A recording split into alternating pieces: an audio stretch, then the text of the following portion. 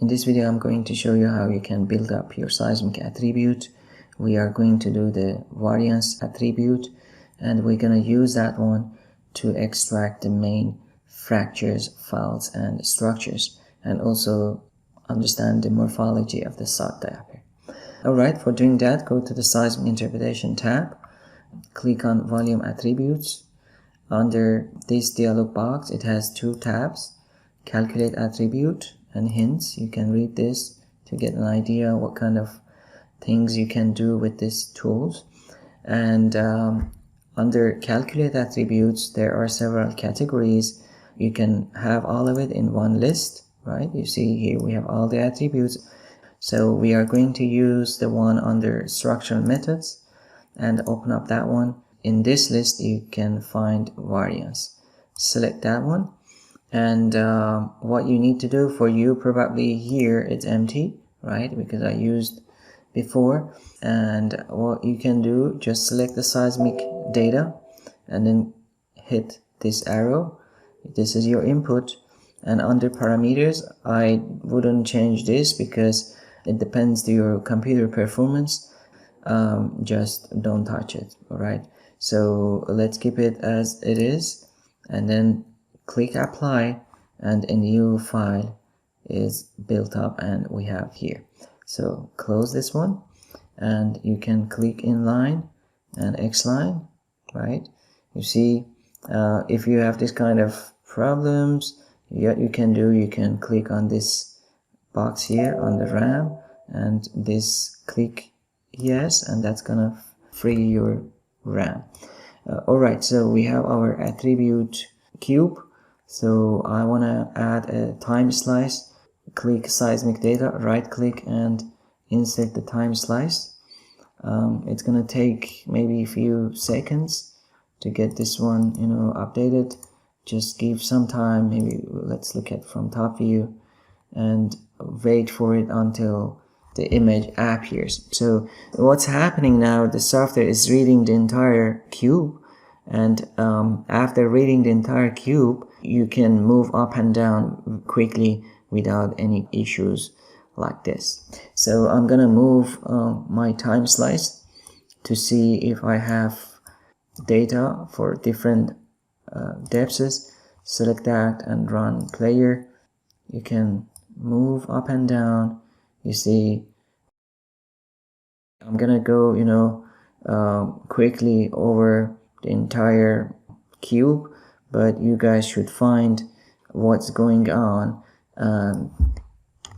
somewhere. Okay, around boulder you can have your borehole data, alright, and try to navigate using that, right? This is right now what I have. It's almost the image, okay, from the seal, right? Maybe a little bit down, but still, yeah, somewhere here. This is almost what we have in the seal. You can go down somewhere below the Ecofisk and Tor. This is still in the reservoir rock, so you may bring your map to Tor, and you can investigate this as an image of the reservoir, okay, in the reservoir horizon. But as you know, we have the structures, right? This part we are looking to the reservoir rock, but in this part we are looking to the seal. How I know this? You can look at to the inline data. Alright, so you see here, this is Tor and Ecofisk. Okay, you see that this strong blue, where the plane and this strong blue is, reservoir rock is located there, right? Here in this part we are seeing the reservoir rock, and in this part we are seeing the seal, right? If you want to see the reservoir structure, so you need to lower this plane, alright, down below the somewhere here, right?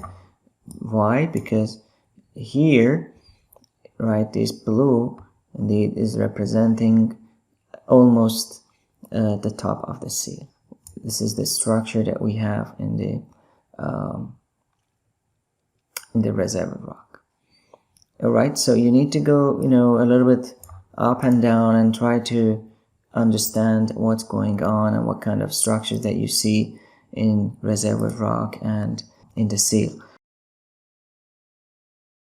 But the best way of doing that, I think it's better you go to the 2D window and activate Z slice for the variance map, and from here you can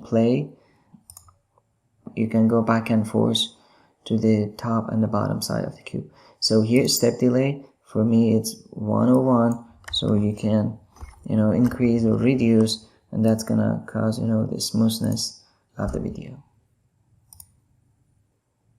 Alright, so here we are at the top. Let me run this, and I'm gonna change this one every 3. Run it. We are going down to the cube, right?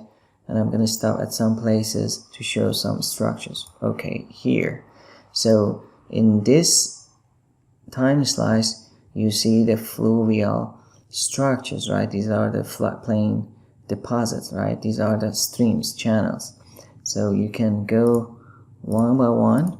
You see still there, from here to down to somewhere here. Still you see the fluvials, right? You see the streams.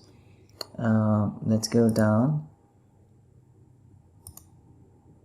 Yeah, okay, here you see the first effect of the salt depth here at that depth. Go a little bit down.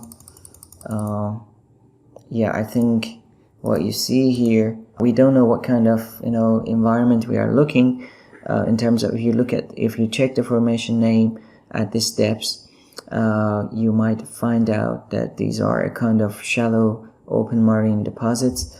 For me, looks like this is the sand dunes of the shallow water, and here it goes to the steeper part of the sea. And then let's run it. You see it's migrating towards northwest, and then at some depths you go down, lots of fracture.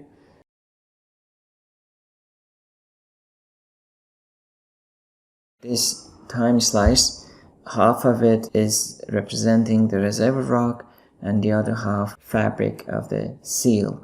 Here these structures mostly are faults or big fractures. You can create a composite seismic section, and that's gonna, because I want something here perpendicular to these strikes, seismic interpretation tool, and I'm gonna create arbitrary composite section. One click here, double click here, and then I have new composite line.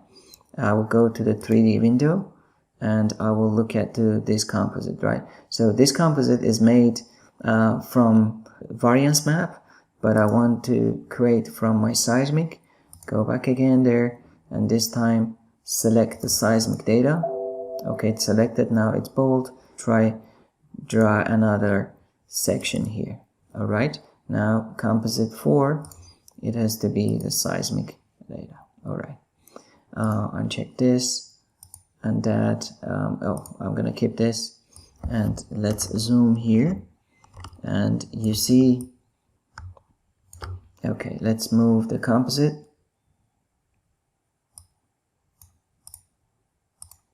The other way around. Alright, so look at this structure here. Let me reduce the increment and run it the other way around. Maybe this view is better. You see here, you see a little bit of displacement, and you can actually follow and see really nicely that these structures, okay, representing a fault, right? You see?